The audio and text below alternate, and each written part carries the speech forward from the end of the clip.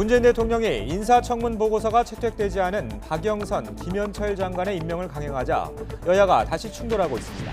선거법 개정안은 물론 최저임금제와 탄력근로제 개편, 추경안 등 현안 처리가 불투명해졌습니다. 미국 변호사 출신의 방송인 로버트 할리 씨가 마약 혐의로 경찰에 긴급 체포됐습니다. 할리 씨는 인터넷으로 필로폰을 구입해 투약한 혐의를 받고 있습니다. 할리 씨는 경찰에 붙잡혀가면서 죄송하다고 말했습니다. 강원도 산불로 주택 478채가 파손돼 이재민 900여 명이 생기고 가축 4만 2천 마리가 폐사한 것으로 잠정 집계됐습니다. 농사철이 코앞인데 농기계는 정부 지원 대상에서 빠져 농민들의 애가 타고 있습니다. 조양호 한진그룹 회장의 별세로 장남인 조원태 대한항공 사장이 경영권을 승계할 것이라는 관측이 나오고 있습니다. 하지만 1,700억 원이 넘는 상속세를 낼 경우 지분율이 낮아져서 경영권 확보가 쉽지 않을 전망입니다. LG화학과 삼성 SDI 배터리가 탑재된 전기자동차가 중국에서 보조금 지급의 전 단계인 형식 승인을 통과하면서 그동안 막혀있던 중국 시장이 열릴 가능성이 커졌습니다. 최종 결과는 다음 달에 나올 예정입니다. 오늘은 전국에 눈비가 오면서 건조특보가 해제될 것으로 보입니다. 비는 남부지방에서 시작돼 수도권 등으로 확산하겠고 강원 산간에는 20cm 이상의 많은 눈이 올 것으로 보입니다. 여러분 안녕하십니까? 4월 9일 화요일 굿모닝 YTN 시작합니다. 문재인 대통령이 인사청문 보고서 채택이 무산됐던 박영선, 김현철 장관을 포함해 신임 장관 5명에게 임명장을 수여했습니다. 문 대통령은 험난한 청문회를 겪은 만큼 능력을 잘 보여달라고 당부했습니다. 김도원 기자입니다. 야당의 거센 사퇴 압박을 받았던 박영선 중소벤처기업부 장관, 김현철 통일부 장관을 포함해 신임 장관 5명이 임명장을 받았습니다. 신임 장관의 배우자들도 함께 초청돼 꽃다발을 받았습니다. 인사청문 보고서 송부 시한이 끝나고 바로 다음 날 장관 인사를 마무리한 겁니다. 아주 험난한 인사청문회 과정을 겪은 만큼 이를 통해서 행정 능력 그리고 또 정책 능력을 잘 보여주시기를 당부드립니다. 문재인 대통령은 박영선 장관에겐 중소기업 소상공인 살리기를 위한 각별한 성과를 요청했고 김현철 장관은 남북관계 발전의 적임자라며 기대가 크다고 말했습니다. 신임 장관들은 무거운 책임을 느낀다면서 성과를 내기 위해 최선을 다하겠다고 소감을 밝혔습니다. 중소기업, 벤처기업, 소상공인, 자영업자 분들의 든든한 친구이자 버팀목이 되도록 최선의 노력을 다하겠습니다. 대북 정책을 둘러싸고 우리 사회 내부에 다양한 의견 차이들이 있습니다. 이 의견 차이들이 화음이 될 수 있도록 적극적으로 소통을 하겠습니다. 박영선, 김현철 장관 임명으로 이번 정부 들어 청문 보고서 없이 임명된 장관급 인사는 모두 11명으로 늘었습니다. 문 대통령은 임명 강행 논란에 대해 청문 보고서 없이 임명된 장관들이 있다는 것 외에 별다른 언급은 하지 않았습니다. 뚜렷한 결격 사유가 없는데도 야당이 두 장관을 반대하는 건 정치 공세에 불과하다는 게 청와대의 시각입니다. 인사는 일단 마무리됐지만 야당의 반발이 더욱 거세지는 가운데 권력기관 개혁, 공정경제법안 등 주요 입법과제 추진 동력이 마련될 수 있을지 관심입니다. YTN 김도원입니다. 문 대통령이 야당의 반발에도 박영선, 김현철 장관을 임명하자 정치권은 다시 충돌했습니다. 보수 여당들이 강하게 반발하고 있어 일하는 국회로 만들자던 4월 임시국회는 시작부터 진통이 예상됩니다. 김주영 기자가 보도합니다. 4월 임시국회 시작과 함께 문희상 국회의장과 여야 5당 원내대표들이 모처럼 손을 잡았습니다. 일하는 국회를 만들자며 서명식도 가졌습니다. 원내대표님들이 전부 힘을 합쳐서 가능한 한 지금 밀려있는 10,000개 이상의 법률이 소위라도 통과할 수 있도록 좀 독려하시는. 하지만 그뿐이었습니다. 문재인 대통령이 야당의 반대로 국회 인사청문 보고서가 채택되지 않은 김현철, 박영선 장관을 예정대로 임명하자 여야는 다시 거세게 맞붙었습니다. 자유한국당은 청와대가 국회를 무시하고 있다며 강하게 반발했습니다. 임명 못할 이유가 없다고 말씀하셨는데 우리가 보기에는 임명할 이유가 없다고 생각을 합니다. 바른미래당 역시 독선과 아집의 결과물이라며 청와대 인사검증 라인까지 싸잡아 비판했습니다. 계속된 실패와 무능을 보여준 인사검증 책임자에 대해 지나친 집착을 보여줌으로써 여야 간의 정쟁을 초래하고 있습니다. 여당인 더불어민주당은 박영선 장관이 청문회 과정에서 황교안 대표의 김학의 사건 연루 의혹을 제시하자 한국당이 공작 정치를 펴고 있다고 공격했습니다. 그러면서 신임 장관들에 대한 인신공격과 허위사실 유포에 대해서는 법적 조치도 검토하겠다고 경고했습니다. 청문회 과정에서 김학의 사건에 대한 황교안 대표의 거짓말을 폭로했다는 이유로 이런 식의 공작 정치를 하는 것은 대단히 치졸한 일입니다. 이처럼 여야 감정의 골이 깊어지면서 국회에 쌓여있는 현안 처리에도 비상이 걸렸습니다. 당장 최저임금제와 탄력근로제 개편은 물론 미세먼지와 강원 산불 대응을 위해 오는 25일쯤 국회로 넘어올 추경안 처리까지 국회 통과를 장담할 수 없는 상황입니다. 여기에 선거법 개정안 처리 여부도 불투명해졌습니다. 여야 원내대표들은 오는 수요일 임시정부 100주년 기념식 참석을 위해 함께 중국 상하이를 찾을 예정입니다. 모처럼 여야 원내수장들이 한자리에 모일 예정이어서 꽉 막힌 정국이 해법을 찾을 수 있을지 주목됩니다. YTN 김주영입니다. 로버트 할리로 더 알려진 미국 변호사 출신의 방송인 하일 씨가 마약 투약 혐의로 경찰에 긴급 체포됐습니다. 온라인을 통해 필로폰을 구입해서 투약한 것으로 전해집니다. 김진호 기자가 취재했습니다. 방송인 하일 씨가 경찰 호송차에서 내립니다. 모자를 눌러 쓰고 마스크를 착용해 얼굴을 가린 하 씨는 기자들의 질문에 짧게 대답하고 경찰서 유치장으로 향했습니다. 마약 투약한 혐의 인정하십니까? 필로폰 어디서 죄송합니다. 언제부터 마약 투약하셨나요? 마음이 무겁습니다. 첩보를 입수한 뒤 수사를 벌여온 경찰은 온라인에서 필로폰을 사들인 혐의로 어제 오후 4시 10분쯤 서울 강서구의 한 주차장에서 하 씨를 체포했습니다. 하 씨는 온라인을 통해 필로폰을 구입한 혐의 등 일부 혐의를 인정한 것으로 전해졌습니다. 경찰은 마약 투약 여부를 밝히기 위해 하 씨의 소변과 모발을 국립과학수사연구소에 보내 정밀 감식을 의뢰할 예정입니다. 경찰은 오늘 하 씨를 다시 불러 필로폰 구입량과 투약 여부 등 보강 조사를 벌인 뒤 구속영장 신청 여부를 결정할 계획입니다. 1986년부터 국제 변호사로 한국에서 활동을 시작한 하 씨는 예능 프로그램과 광고 등에서 유창한 부산 사투리와 입담을 선보여 방송인으로 인기를 얻었습니다. 하 씨는 1997년 미국 국적을 포기하고 한국으로 귀화했습니다. YTN 김진호입니다. 마약 투약 혐의로 구속된 남양유업 창업주의 외손녀 황하나 씨가 연예인의 권유로 마약을 다시 하게 됐다고 주장하면서 파문이 커지고 있습니다. 경찰은 사실관계를 확인하기 위해서 지목된 연예인의 소환 조사를 검토하고 있습니다. 박기환 기자입니다. 황하나 씨는 구속영장 실질 심사 때 마약을 끊었다가 다시 하게 된 계기를 자세히 설명한 것으로 알려졌습니다. 연예인 A씨가 권유했고 마약도 직접 건네줘 투약하기 시작했다는 겁니다. 연예인의 실명이 거론되면서 경찰은 정확한 사실관계 파악에 나섰습니다.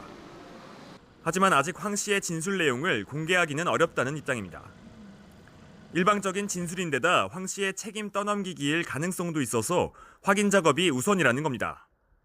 그런 만큼 A씨의 소환 조사는 불가피한 상황입니다. 단정적으로 얘기할 수가 없고 그런 진술이 있다고 해서 저희들 확인하고 있습니다. 지금. 경찰은 두 곳으로 나눠 황 씨 의혹을 수사하고 있습니다. 먼저 경기 남부지방경찰청은 지난 2015년 무혐의 처분을 받았던 황 씨의 마약 투약과 공급 혐의, 그리고 지난해 추가 투약 혐의를 맡습니다. 서울지방경찰청은 2015년 무혐의 처분을 받게 된 배경에 경찰과의 유착이 있었는지를 담당합니다. 이런 가운데 경찰에 구속된 황하나 씨가 연예인의 이름을 언급하면서 관련 수사가 어느 선까지 확대될지 관심을 끌고 있습니다. YTN 박기환입니다. 다세대 주택에 불이 나 한 살배기 영아가 숨졌습니다. 서울 외곽 순환도로 인근에서 발생한 화재가 근처 야산으로 옮겨 붙기도 했습니다. 사건 사고 소식 이상순 기자가 종합했습니다. 다세대 주택 2층 창문으로 불길과 검은 연기가 뿜어져 나옵니다. 119가 긴급 출동해 20여 분 만에 불을 껐습니다. 하지만 그 짧은 사이 불이 난 2층에 살던 1살 남자 아기가 화재로 숨졌습니다. 소방당국에 따르면 숨진 아기의 엄마 23살 A씨는 화재 현장에서 대피했지만 미처 아기는 데리고 나오지 못한 것으로 전해졌습니다. 경찰과 소방당국은 정확한 화재 원인과 사고 상황을 조사할 계획입니다. 높이 솟은 굴뚝이로 화염이 솟구칩니다. 굉음도 납니다. 인천 서구에 있는 SK 인천 석유화학 공장입니다. 10분 넘게 이런 현상이 이어졌습니다. 놀란 주민들의 신고로 119가 출동했지만 곧 철수했습니다. 공장 측은 가스를 압축하는 컴프레서에 이상이 생겨 가스를 일부러 태우는 과정에서 잠시 불꽃이 치솟았다고 해명했습니다. 스포티지 승용차가 앞서가던 트랙터를 추돌했습니다. 어제 오후 7시 반쯤 전라북도 완주시에서 일어난 사고입니다. 이 사고로 트랙터 운전자와 승용차 운전자가 다쳤습니다. 경찰은 스포티지 승용차가 추월을 시도하다 사고를 낸 것으로 보고 있습니다. 시커먼 연기가 서울 외곽순환도로 위를 덮었습니다. 상일 IC 인근의 한 컨테이너에 불이 났는데 이 불이 인근 야산으로까지 번졌습니다. 신고를 받고 긴급 출동한 119 소방대가 1시간여 만에 불을 껐습니다.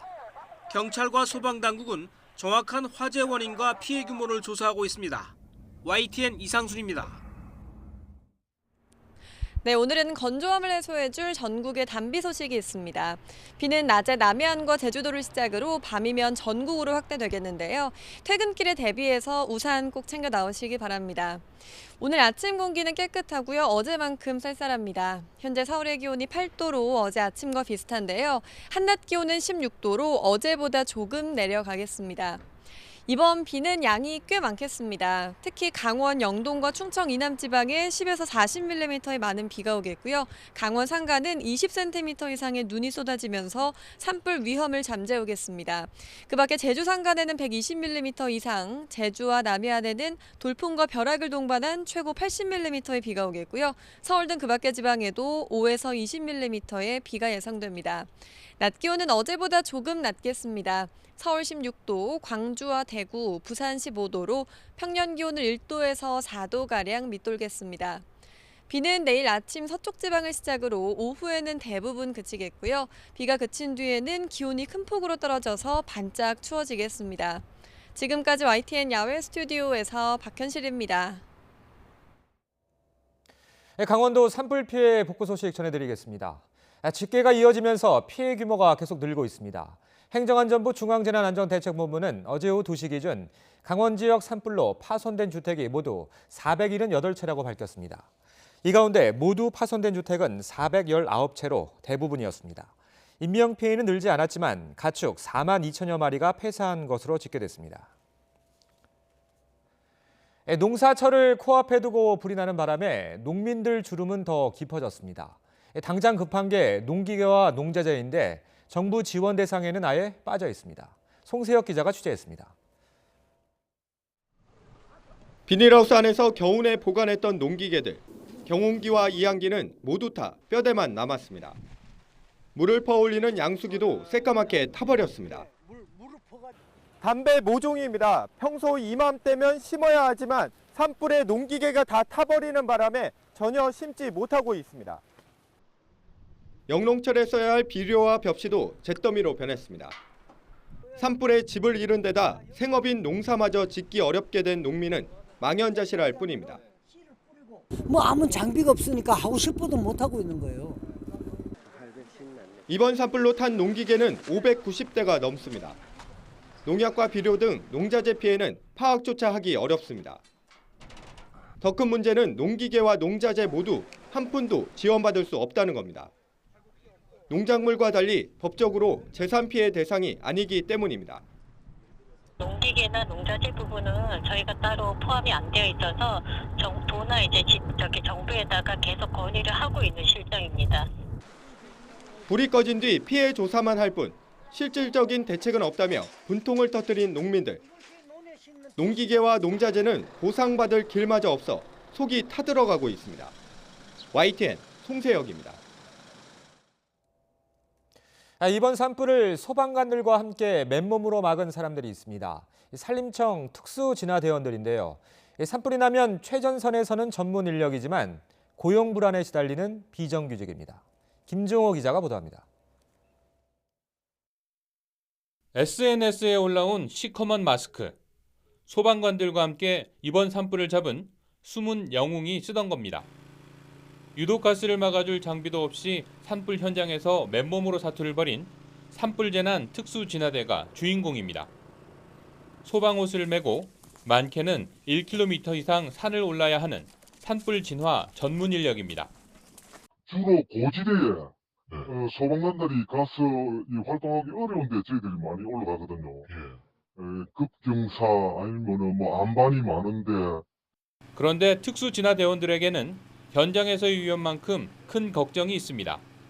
바로 비정규직이어서 시달리는 고용 불안입니다. 산림청 특수진화대원은 1년에 10개월만 고용되고 주 5일을 근무하는 계약직.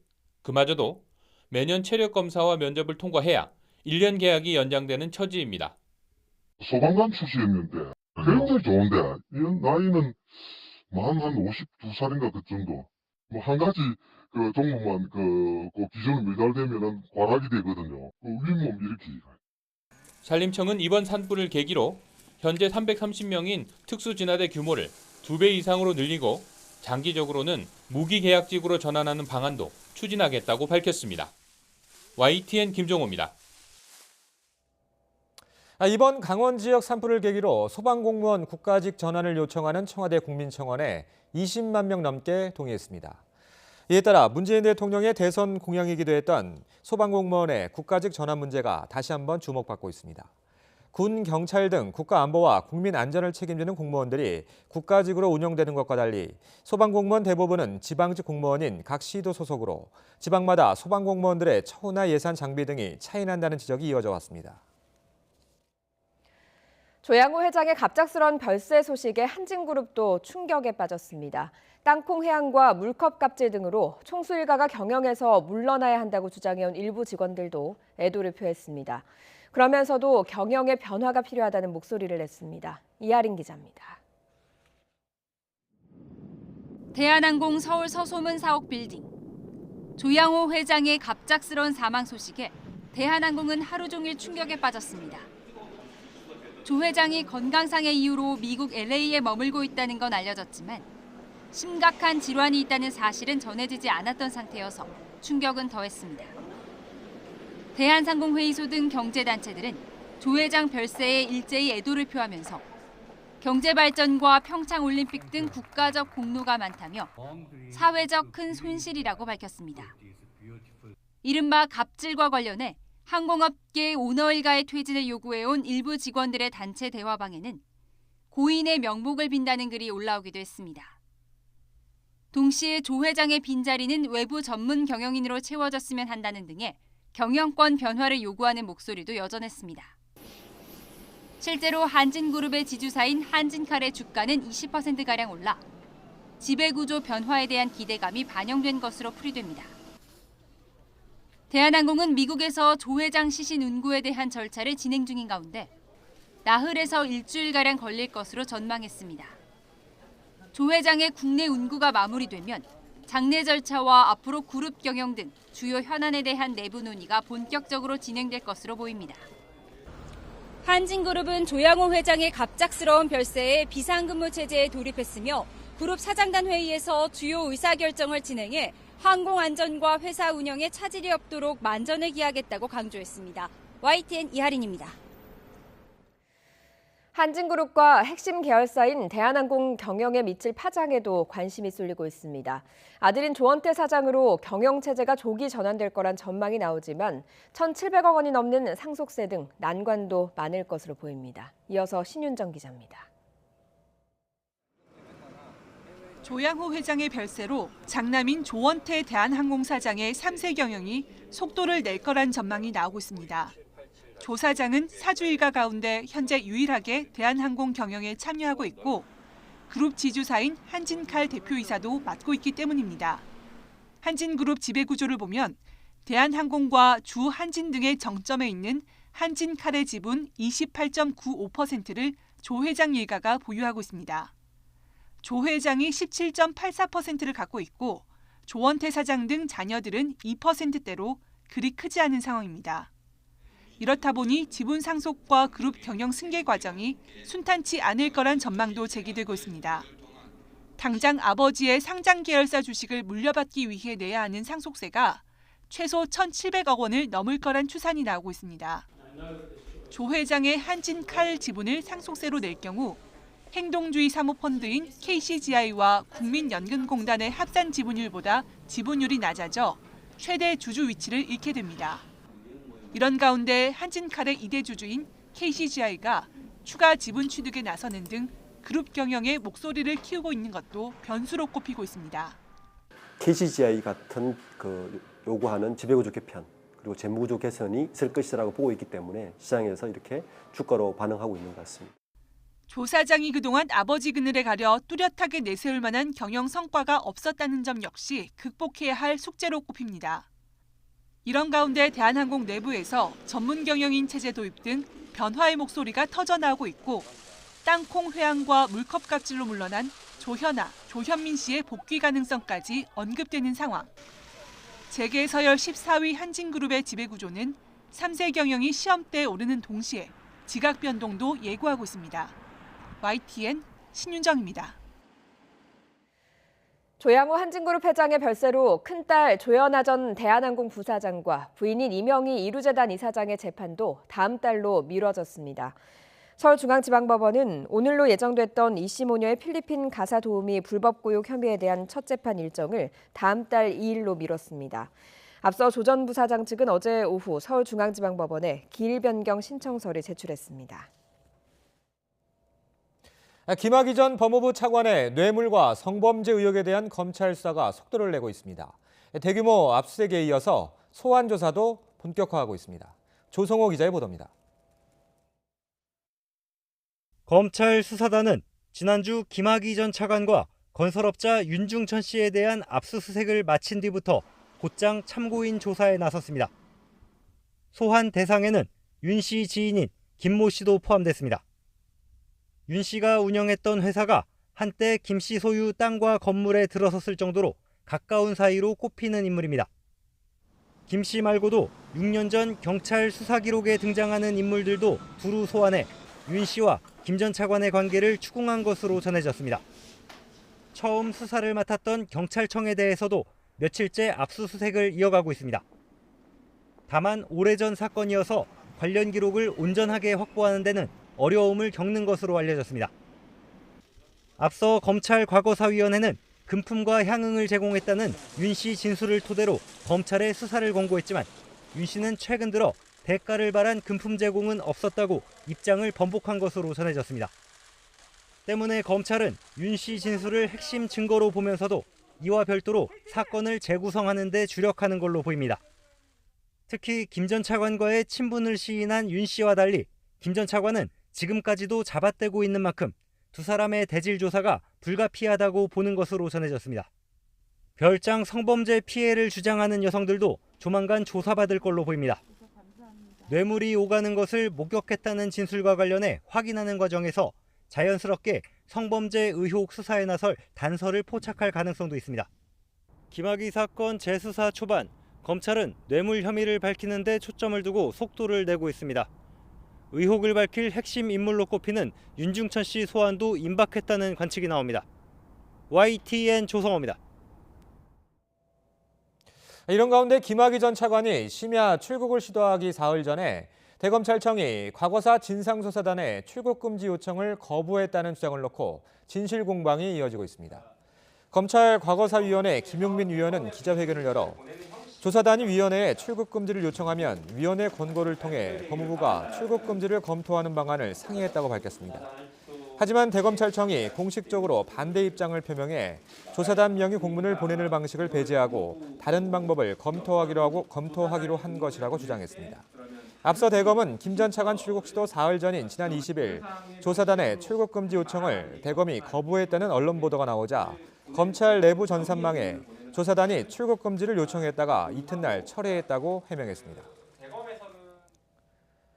고 장자연 씨 사건의 증언자인 동료 배우 윤지호 씨가 국회를 찾았습니다. 여야 의원들이 함께 주최한 간담회에 참석했는데 윤 씨는 장자연 씨 사건 해결을 위한 관심과 응원을 부탁했습니다. 들어보시죠. 관심이 많다고 말씀해 주셨는데 사실 이렇게 많은 취재진 분들을 태어나서 처음 봤는데 사건 사고가 굉장히 많았는데 범죄의 크기를 무엇은 크고 작다고 할 수는 없겠지만 처음으로 이렇게 많은 취재를 하러 와주신 모든 분들께 진심으로 감사드리고 또 제가 가장 싫어하는 말 중에 악법도 법이라는 말이 있습니다. 여기 저를 위해서 와주신 분들은 저 위에 선 사람들에게서 저를 구원해 주셨다고 저는 생각이 들 정도로 많은 응원과 힘을 얻고 있습니다. 많은 관심을 가져주신 만큼 올곧이 10년 동안 걸어왔는데 앞으로도 그 걸음을 여기 와주신 분들과 함께 걸어나가도록 하겠습니다. 클럽 버닝썬을 둘러싼 경찰 유착 의혹과 관련해 일선 경찰서 현직 과장이 추가 입건됐습니다. 서울경찰청 광역수사대는 A경정을 부정청탁금지법 위반 혐의로 입건했다고 밝혔습니다. A경정은 강남경찰서 과장을 지내던 지난해 1월 버닝썬과 경찰의 유착고리로 지목된 전직 경찰관 강모 씨로부터 시세보다 싸게 중고차를 산 혐의를 받고 있습니다. 김현철 신임 통일부 장관이 취임사를 통해서 국민이 체감할 수 있는 평화를 강조했습니다. 평화와 경제의 선순환 구조를 만들겠다는 다짐을 밝혔습니다. 한현희 기자가 보도합니다. 조명균 전 장관에 이어 문재인 정부 2기 통일부 수장에 오른 김현철 통일부 장관. 인사청문회 단계에서 학자 시절 발언으로 곤욕을 치른 탓인지 취임사는 신중했습니다. 김 장관은 맡겨진 일은 무겁고 길은 멀다는 임중도원이라는 사자성어를 인용한 뒤 가다서기를 반복했던 불행한 남북관계의 역사를 끝내자고 강조했습니다. 무엇보다 평화의 흐름을 되돌릴 수 없는 단계로 발전시키는 것이 중요하다며 평화와 경제의 선순환 구조를 역설했습니다. 경제를 고리로 평화를 공고히 하고 평화를 바탕으로 다시 경제적 협력을 증진시키는 선순환 구조를 정착시키고 강화해 나가겠습니다. 더불어 남북관계와 통일 문제에 대해 국민이 공감하고 동의할 수 있는 정책이 될 수 있도록 소통을 중요시하겠다고 다짐했습니다. 김 장관이 취임 일성으로 경제와 평화의 선순환 구조를 강조하면서 향후 추진할 남북관계의 일단을 드러냈다는 평가입니다. 지난 2017년 취임 뒤 남북관계에 물꼬를 튼 조명균 전 장관은 직원들에게 초심을 잃지 말 것을 당부한 뒤 취임 때와 마찬가지로 별도의 행사를 하지 않고 퇴임했습니다. YTN 한현입니다. 국회 법제사법위원회는 오늘 오전 전체 회의를 열고 문형배 헌법재판관 후보자에 대한 인사청문회를 개최합니다. 여당인 더불어민주당은 문 후보자가 27년 동안 판사로 지내면서 치우치지 않는 균형 있는 시각으로 재판을 해왔다며 헌법재판관으로는 최적임자라고 평가했습니다. 반면 보수 야당들은 문 후보자가 법원 내 진보 성향 판사 모임으로 평가받는 우리법 연구회 회장을 지낸 점 등을 들어서 헌법재판소 구성이 편중될 우려가 있다고 지적하고 있습니다. 낙태를 처벌하는 것이 헌법에 어긋나는지를 판가름하는 헌법재판소 선고가 오늘 11일에 내려집니다. 헌법재판소는 오늘 11일 오후 2시 선고기일을 열고 낙태죄 위헌 여부를 가릴 전망입니다. 앞서 산부인과 의사 A씨는 지난 2017년 2월 낙태죄 조항에 대해서 임산부의 자기결정권을 침해해 위헌이라며 헌법소원을 제기했습니다. 현재 헌법재판관들의 낙태죄 관련 인식이 7년 전보다 전향적인 것으로 알려져서 위헌 결정이 나올 가능성이 있다는 전망이 나오고 있습니다. 보궐선거 참패 후폭풍이 연일 바른미래당을 강타하고 있습니다. 옛 바른정당계 출신 최고위원들은 손학규 대표의 재신임을 묻는 전당원 투표를 요구하면서 집단 당무 보이콧에 들어갔습니다. 우철희 기자입니다. 바른미래당 최고위원 회의에 옛 바른정당계인 하태경, 이준석, 권은희 최고위원은 모습을 보이지 않았습니다. 오늘 최고위원들이 많이 못 나오셨네요. 보궐선거 참패에 대한 지도부 책임론을 제기하는 3명의 최고위원은 전 당원을 대상으로 손학규 대표에 대한 재신임 투표를 하자고 제안했습니다. 그러면서 당분간 최고위원 회의에 불참하겠다고 선언했습니다. 손 대표는 어림없다는 말로 사퇴론도 재신임 투표도 일축했습니다. 손학규를 끌어내리려고 하는 사람, 그 의도가 뭔지 나는 너무나 여러분들이 다 압니다. 자유한국당 나온 사람들이 어떻게 당세를 모아갖고 거기 가서 다시 통합한다 이런 얘기를 하겠어요. 그건 절대 용인 못합니다. 손 대표가 강하게 반발하자 옛 바른정당계 최고위원들은 압박 수위를 한껏 끌어올렸습니다. 버티면 당이 망하는 길이다.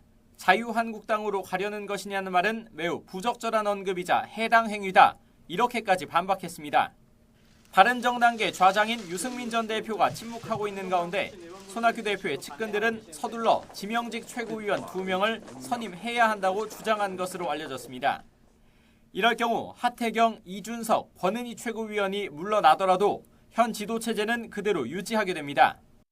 극심한 바른미래당 내부 갈등은 민주평화당과 정의당의 원내 교섭단체 재구성 논의에도 영향을 미치는 모습입니다. 바른미래당 내부 옛 국민의당 의원들의 이탈 조짐에 평화당 일부 의원들이 정의당과 다시 합치자는 주장에 반기를 든 겁니다. 탈당해서 민주평화당으로 오시겠다라고 하면 저희들 입장에서는 그분들 중에 좋은 분들 같은 경우 쌍수를 들어서 환영하지 않겠습니다. 바른미래당의 갈등이 야권발 정계 개편의 중대 변수로 떠오르면서 한때 바른미래당을 함께 이끌었던 유승민, 안철수 전 대표의 향후 행보에도 관심이 쏠리고 있습니다. YTN 우철입니다. 주영훈 대통령 경호처장이 자신이 경호처 직원에게 빨래를 시키는 등 가사 도우미 일을 하게 했다는 언론 보도와 관련해서 사실이 아니라며 법정 대응을 시사했습니다. 대통령 경호처 관계자는 YTN에 보낸 문자 메시지를 통해서 주영훈 처장이 해당 보도에 대해 정정보도 청구와 명예훼손 소송 등 법적 대응을 검토하고 있다고 밝혔습니다. 한정우 청와대 부대변인도 보도에 언급된 경호처 공무직 직원이 가족들의 빨래를 한 일이 없고 가족들이 밥을 해달라고 요청한 사실도 없다는 주영훈 경호처장의 해명을 근거로 들면서 보도 내용이 사실이 아니라고 반박했습니다. 청와대는 그렇지만 노영민 대통령 비서실장 지시로 민정수석실이 관련 사실을 추가로 조사할 것이라며 우선 사실관계를 파악하고 필요할 경우 정식 감찰에 착수할 것이라고 설명했습니다.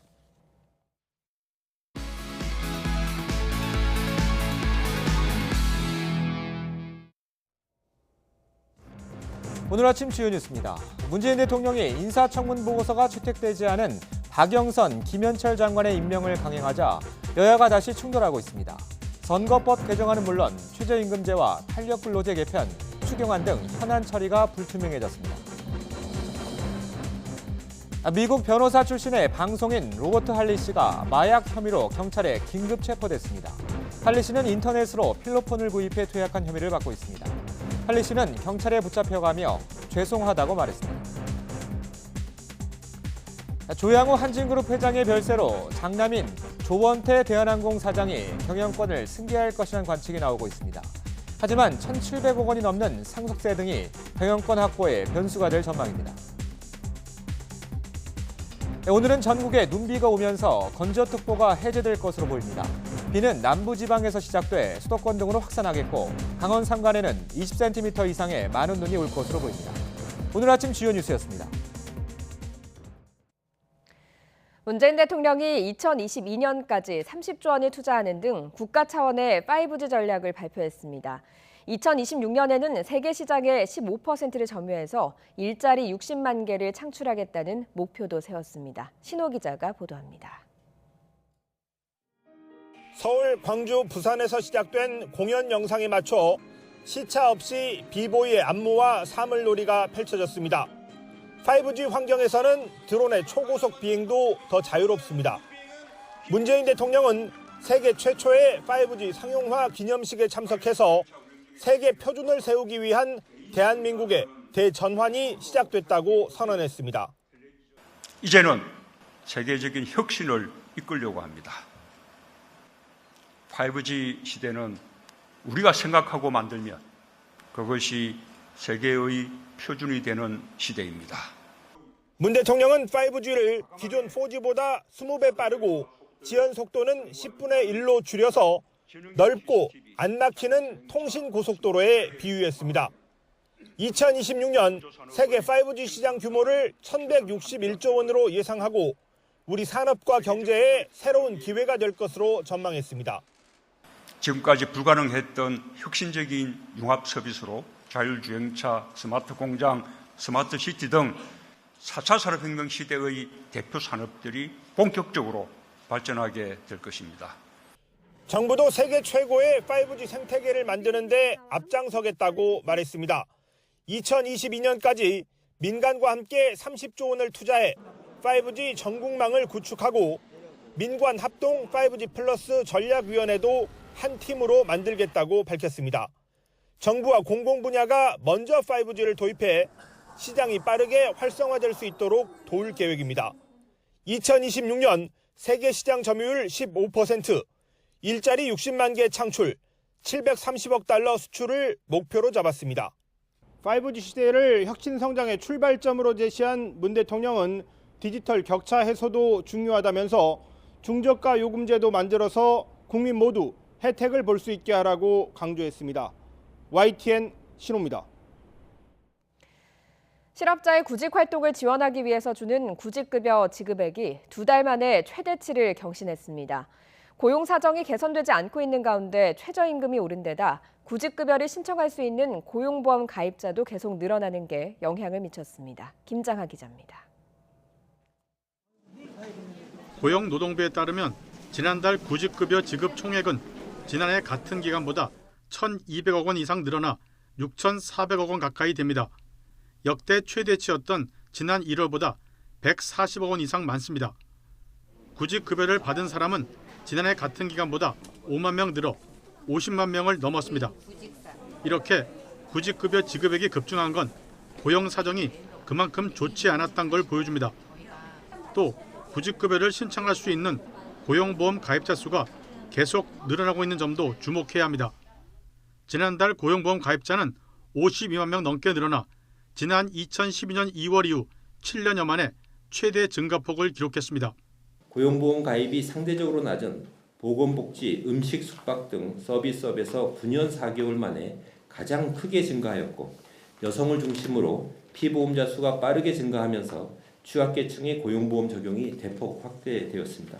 최저임금 인상으로 구직급여 상한액과 하한액이 오른 점도 영향을 줬습니다. 정부가 앞으로도 실직자를 위한 사회 안전망을 강화할 방침이어서 구직급여 지급액은 계속 늘어날 전망입니다. YTN 김장하입니다. 서울 금천구 독산동 우시장 일대에서 정부가 선정한 도시재생 뉴딜 사업이 처음으로 시행됩니다. 그동안 부동산 과열을 우려해 서울 지역은 정부 선정 사업에서 배제가 되었는데 이번에 처음으로 지정됐습니다. 올해 상반기 서울을 포함해 전남, 순천, 광주, 남부 등 22곳이 선정돼서 2023년까지 1조 4천억 원이 투입될 예정입니다. 전북 익산의 한 대학가에서 원룸 임대 사기 사건이 발생해서 경찰이 수사에 나섰습니다. 익산경찰서에 따르면 최근 대학가의 원룸에 사는 임차인들이 전세보증금을 돌려주지 않는 임대사업주를 처벌해달라는 내용의 고소장을 접수했습니다. 고소장을 낸 이들은 대부분 인근 대학교에 다니는 대학생과 취업준비생 등 청년들이라고 경찰은 전했습니다. 경찰은 임대사업주에 대해서 출국금지 명령을 내리고 피해 학생 67명을 불러 경위를 조사했습니다. LG화학과 삼성 SDI의 배터리가 탑재된 전기 자동차가 중국에서 보조금 지급의 전 단계인 형식 승인을 통과했습니다. 그동안 막혀있던 중국 시장이 열릴 가능성이 커졌다는 분석이 나오고 있습니다. 박기청 기자입니다. 중국 공업정보화부가 홈페이지에 형식 승인을 통과한 자동차 목록을 올렸습니다. 명단에는 LG화학 배터리를 탑재한 둥펑 르노 자동차의 전기차 모델 4종이 포함됐습니다. 또 충칭 진캉이 삼성 SDI 배터리로 만든 전기차 1종도 등재됐습니다. 중국 정부가 보조금을 지급하는 대상인 친환경차 추천 목록에 포함되기 위해선 형식 승인을 통과해야 합니다. 일단 이번 조치로 두 회사의 배터리가 탑재된 전기차가 중국 시장에서 보조금을 받을 수 있는 가능성이 생긴 셈입니다. 최종 결과는 다음 달에 나옵니다. 만약 긍정적인 결과가 나온다면 국내 배터리 제조업체의 중국 진출에 청신호가 켜질 전망입니다. 중국 정부가 전기차 보조금을 내년에 완전히 폐지할 계획이어서 형식 승인만 이루어져도 한국 배터리가 중국 시장에서 경쟁할 수 있는 길이 열릴 수 있다는 점에서 긍정적입니다. 형식 승인이 안 되면 판매 자체도 할 수 없기 때문입니다. 국내 배터리 업체들은 지난 2016년 중국 내 전기차 배터리 공급업체 대상 인증에 모두 실패해 중국 시장 진출이 실질적으로 중단된 상태입니다. YTN 박희천입니다. 중국 정부가 컴퓨터와 디지털 카메라 등 일부 IT 제품은 물론 식품과 음료, 가구, 장난감 그리고 일부 의약품에 부과하는 관세 일종인 수입세를 13%로 낮춘다고 밝혔습니다. 또 골프용품을 제외한 운동용품과 낚시용품, 자전거 그리고 비디오 카메라와 같은 일부 전자제품에 부과되던 수입세는 20%로 인하한다고 덧붙였습니다.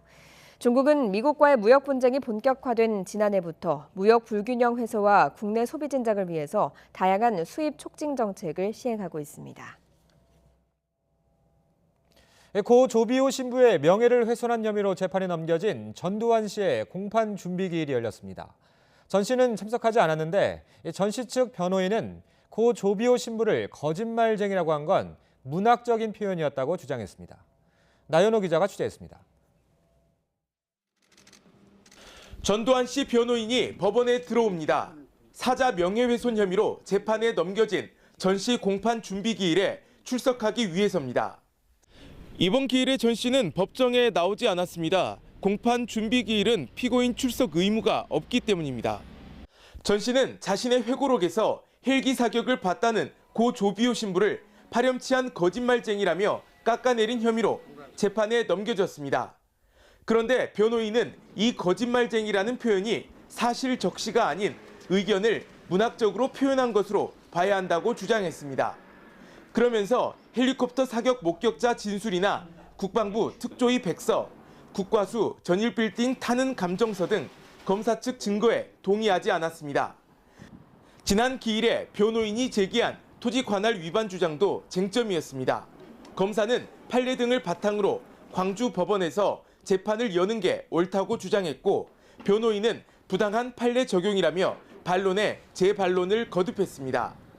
이뿐 아니라 변호인은 재판장이 미리 재판을 단정할 염려가 생길 정도로 전과 기록 등 불필요한 사실을 공소장에 썼다며 공소를 기각해달라고 했습니다.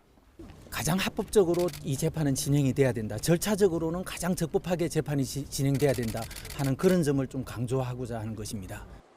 전 씨 두 번째 재판은 5.18 39기를 닷새 앞둔 다음 달 13일 열립니다. YTN 나연호입니다. 14개월 된 영아를 학대한 50대 아이 돌보미가 결국 구속됐습니다. 재판부는 도주 우려를 이유로 김 씨에 대한 구속영장을 발부했습니다. 앞서 신문을 마친 뒤 흐느끼며 법원을 나온 김 씨는 아이 부모에게 할 말이 없는지 등을 묻는 말에 아무 말도 하지 않았습니다. 정부가 운영하는 아이 돌봄 서비스 소속인 김 씨는 맞벌이 부부가 맡긴 14개월짜리 영아를 15일 동안 34차례에 걸쳐 학대한 혐의를 받고 있습니다. 충북 제천경찰서는 사기 혐의로 체포영장이 발부된 래퍼 마이크로닷의 부모 신모 씨 부부의 신병을 확보했다고 밝혔습니다. 경찰은 뉴질랜드에서 자진 귀국한 신 씨 부부를 제천경찰서로 압송해 이른바 비투 논란에 대한 본격적인 조사를 진행할 예정입니다. 신 씨 부부는 20년 전 제천에서 목장을 운영하다가 친척과 이웃 등에게 거액을 빌려 뉴질랜드로 도주했다는 의혹이 인터넷에 제기됐습니다. 경찰은 피해자 10여 명의 피해 금액이 6억 원에 이르는 것으로 파악하고 있습니다. 주춤하던 홍역 환자 발생이 지난주 다시 급증세로 돌아서 비상이 걸렸습니다. 대전에서는 소아병원에 입원했던 영유아들이 집단으로 홍역에 걸렸고 경기도에서는 한 병원에서만 20여 명이 확진 판정을 받았습니다. 이문석 기자가 취재했습니다. 홍역 환자 8명이 확인된 대전 소아전문병원입니다. 7개월 아기가 엄마와 베트남을 다녀온 뒤 홍역에 걸렸고 다른 7명이 뒤이어 확진 판정을 받았습니다. 모두 만 1살이 안 된 영유아였습니다. 어린아이를 둔 부모들은 더 확산하지 않을까 불안해하고 있습니다. 아이가 요새 계속 아프니까 걱정이 되죠. 혹시 홍역이지 않을까 이런 생각도 들고. 대전시는 홍역 확산을 막기 위해 만 1살부터 하는 홍역 예방 접종을 앞당기도록 했습니다. 대전뿐만 아니라 전국적으로 홍역 환자 증가세가 심상치 않습니다. 지난주 새 홍역 환자는 33명이 늘어 이번 유행 사태 뒤 한 주 기준으로 가장 많이 증가했습니다. 특히 경기도 안양의 한 병원에서만 25명이 새로 확진 판정을 받았습니다. 정부는 우리 국민의 예방 접종률이 높아 대유행으로 번지지는 않을 거라고 예상했습니다. 홍역 예방 접종률도 높고 군집 면역도 다른 나라에 비해 높게 유지되는 편입니다. 그래서 유럽이나 동남아 같은 대유행으로는 이어지지 않겠습니다. 하지만 전 세계적으로 홍역이 유행하고 있어서 해외 여행객을 통해 국지적으로 확산할 우려는 여전히 높다고 강조했습니다. YTN 이문석입니다. 고진영 선수가 미국 여자 프로골프 LPGA 투어 시즌 첫 메이저 대회를 제패했습니다. LPGA 진출 2년 만에 첫 메이저 대회 우승인데 대회 전통에 따라서 연못에 뛰어드는 세레모니를 펼쳤습니다. 허재원 기자입니다. 두 타차 선두 고진영이 마지막 버디 퍼트를 홀컵에 정확히 떨어뜨립니다. 생애 첫 메이저 우승을 확정하는 순간 두 손으로 얼굴을 감싸주고 참았던 울음을 터뜨립니다. 지난달 파운더스컵 우승에 이어 올 시즌 벌써 2승째이자 LPGA 데뷔 2년 만에 거둔 네 번째 우승입니다. 한타차 선두로 마지막 날 경기에 나선 고진영은 5번 홀까지 버디 2개를 추가하며 2위와의 격차를 벌렸습니다. 경기 후반 보기 2개를 범하며 이미향의 한타차까지 쫓겼지만 16번 홀 버디로 다시 2타차로 달아났고 마지막 18번 홀에서 다시 버디를 추가하며 완벽한 우승에 마침표를 찍었습니다. 꿈에 그리던 메이저 우승컵을 거머쥔 고진영은 캐디와 함께 연못에 뛰어드는 이 대회 전통의 세리머니로 우승의 기쁨을 함께했습니다. LPGA 투어 2년째를 맞는 고진영은 올 시즌 6개 대회에서 우승 2번과 준우승 2번을 차지하고 3위에 1번 오르는 등 거의 매 대회 우승 경쟁을 펼치는 상승세를 이어가고 있습니다. 고진영과 이미향에 이어 김인경이 공동 4위, 이정은과 김효주가 공동 6위에 오르는 등 우리나라 선수 5명이 10위권에 이름을 올렸습니다. 우리 선수들은 올 시즌 LPGA 8개 대회에서 5승을 합작하는 강세를 이어갔습니다. YTN 허재원입니다. LPGA 투어 아나 인스퍼레이션에서 우승한 고진영은 한국 선수로는 통산 5번째로 세계 랭킹 1위에 올랐습니다. 고진영은 여자 골프 세계 랭킹에서 랭킹 포인트 7.2점을 획득해 6.84점의 박성현을 제치고 새로운 세계 1위에 등극했습니다. 한국 선수 가운데는 신지혜가 2010년 가장 먼저 세계 1위가 됐고 박인비, 유소연, 박성현이 그 뒤를 이었습니다. 프로농구 전자랜드가 구단 역사상 처음으로 챔피언 결정전에 올랐습니다. 전자랜드는 4강 플레이오프 창원 3차전에서 접전을 이어가던 종료 1분여 전 강상재가 쐐기 3점포를 꽂아 넣어 LG에 88대 86으로 이겼습니다. 전자랜드는 시리즈를 3전 전승으로 끝내고 창단 후 처음으로 챔프전 티켓을 따냈습니다.